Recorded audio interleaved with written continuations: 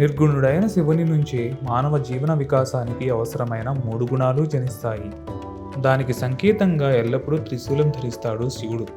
జీవి ప్రాణశక్తికి ఆధారమైన ఎడ, పింగళ, సుషుమ నాడులను జాగృతం చేసి తన అదుపాజ్ఞలో ఉంచుకోగలడనే సందేశమిస్తూ ఎప్పుడూ మెడలో 3 చుట్ల నాగుపాముతో దర్శనమిస్తాడు.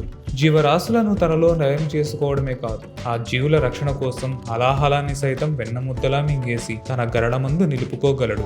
గంగాచంద్రులకు తన శిరస్సుపై స్థానమిచ్చి వారి ద్వారా ఈ భూమిపై ప్రాణి పుట్టుకకు మనుగడకు కావాల్సిన జలాన్ని, వెన్నెలను కురిపిస్తాడు. ఇలా ఆయన రూపమే చాలు తన భక్తులకు ఏమేమి ఇస్తాడో, తనను ఆరాధించే వారి కోసం ఏమేమి చేస్తాడో చెప్పడానికి.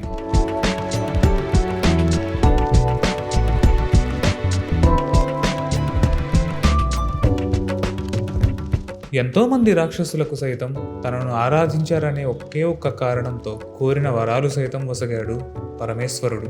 ఏ మంత్రం రాకపోయినా, ఏ ఆచారం తెలియకపోయినా, అప్రయత్నంగానైనా సరే తన నామస్మరణ చేసినా చాలు ఆ భక్తునికి సకల శుభాలు అందజేస్తాడు పరమేశ్వరుడు. చంద్రశేఖర చంద్రశేఖర చంద్రశేఖర పాహిమాం, చంద్రశేఖర చంద్రశేఖర చంద్రశేఖర రక్షమాం అంటూ తనను శరణు వేడిన భక్త మార్కండేయునికి కూడా పూర్ణాయుష్నిచ్చాడు శంభుడు. ఆ రోజు శివరాత్రి అని తెలియకపోయినా, అక్కడ ఉన్నది శివలింగం అని గ్రహించలేకపోయినా, మారేడు దళాలను తెంపి శివలింగంపై వేసిన బోయవానికి తన క్రూర ప్రవృత్తిని విడిచి సన్మార్గం వైపు నడిచేలా ఆశీర్వదించాడు.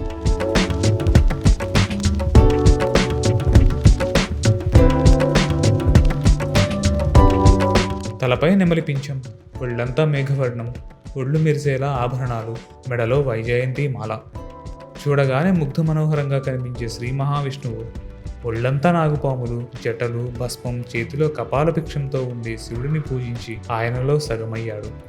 పార్వతీదేవి కంటే ముందుగా శివుని అర్ధశరీరం పొంది హరిహరమూర్తిగా అవతరించాడు. సాక్షాత్తు శ్రీ మహావిష్ణువే ఆయనను పూజించాడంటే శివుని యొక్క విశిష్టత ఏమిటో ప్రత్యేకంగా చెప్పాలా? లింగోద్భవ సమయంలో కూడా తనతో సత్యమే పలికాడని విష్ణువును విశ్వవ్యాప్తం చేశాడు శివుడు. తనను ఆరాధించి ప్రసన్నం చేసుకున్న విష్ణువుకు సుదర్శన చక్రాన్ని వరంగా ఇచ్చాడు. ఈసారి మహాశివరాత్రి వెంకటేశ్వర స్వామి జన్మ నక్షత్రమైన శ్రవణ నక్షత్రం రోజున రావడం మరింత విశేషం కనుక హరిహర భేదాన్ని మరిచి ఈశ్వరానుగ్రహం కోసం వారిరువురిని ఏకచిత్తంతో ప్రార్థిద్దాం.